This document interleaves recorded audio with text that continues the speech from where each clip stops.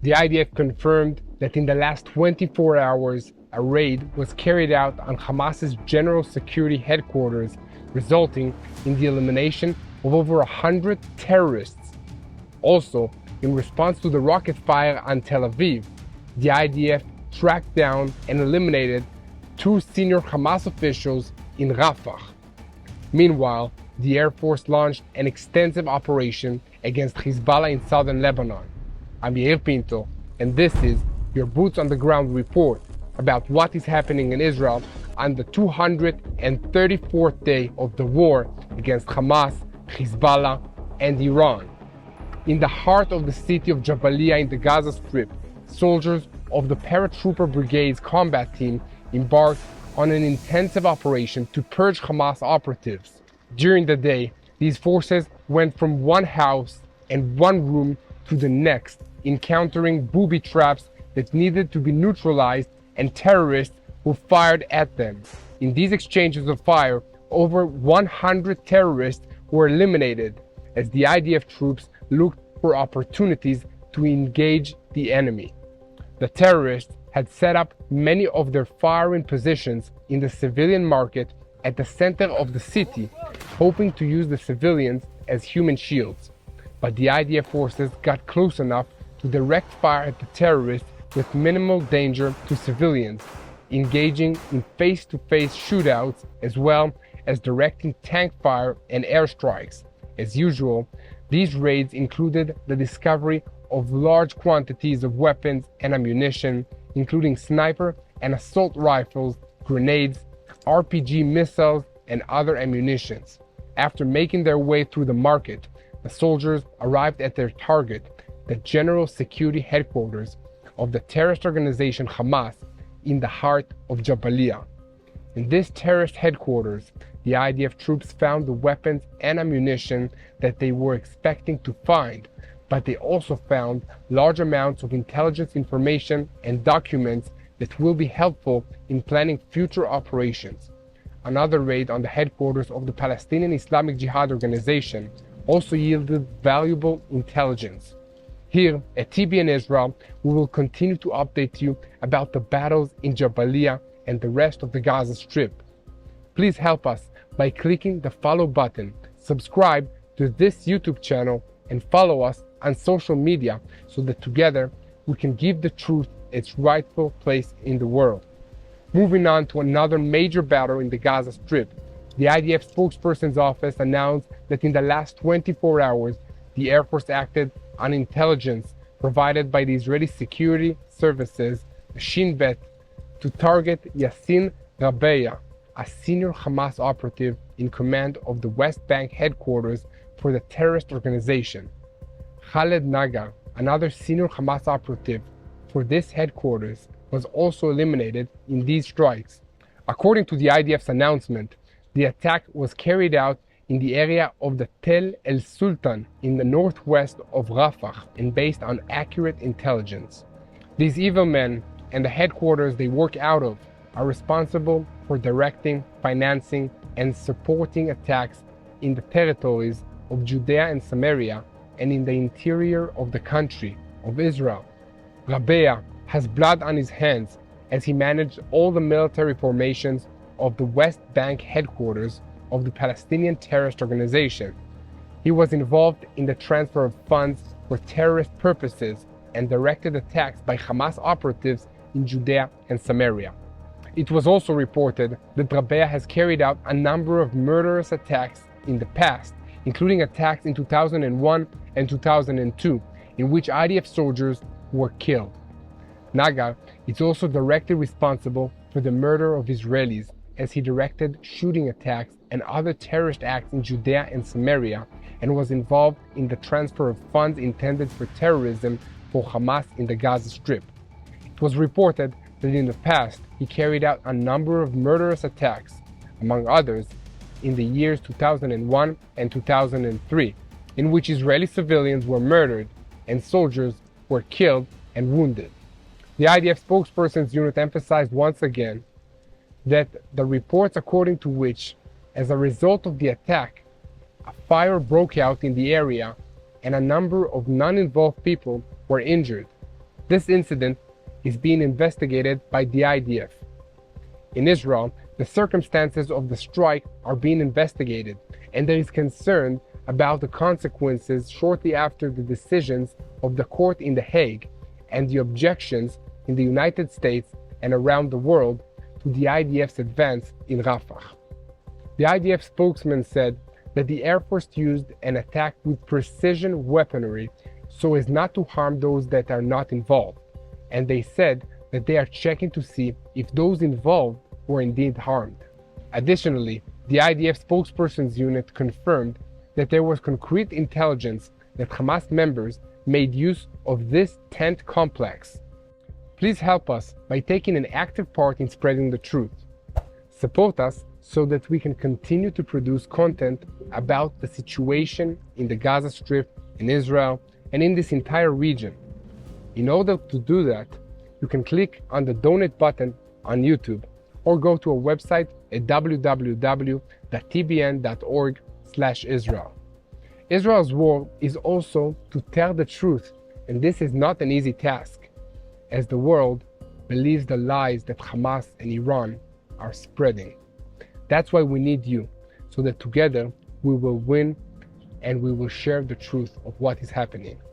Speaking of the battle for the truth, Hamas is trying to convey a narrative that the IDF targets were not reached in Gaza.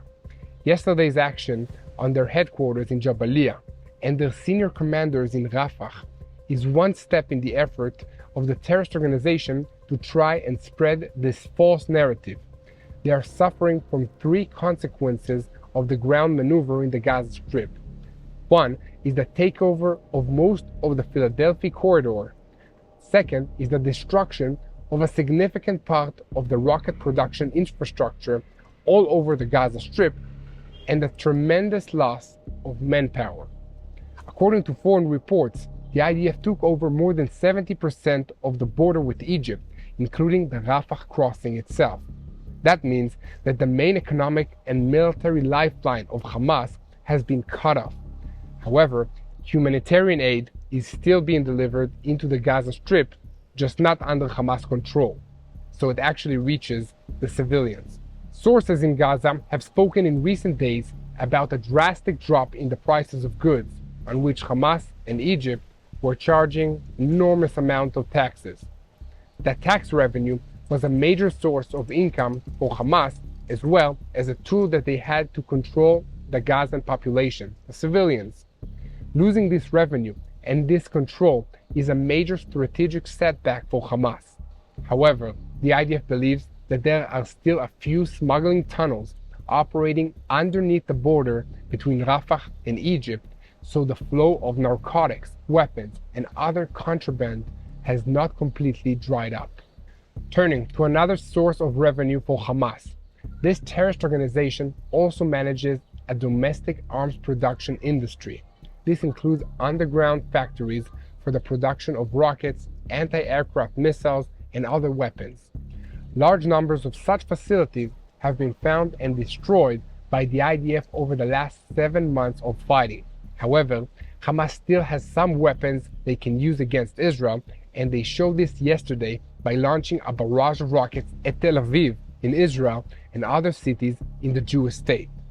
This barrage was fired from within Rafah in the Gaza Strip, in an area that the IDF has not yet entered.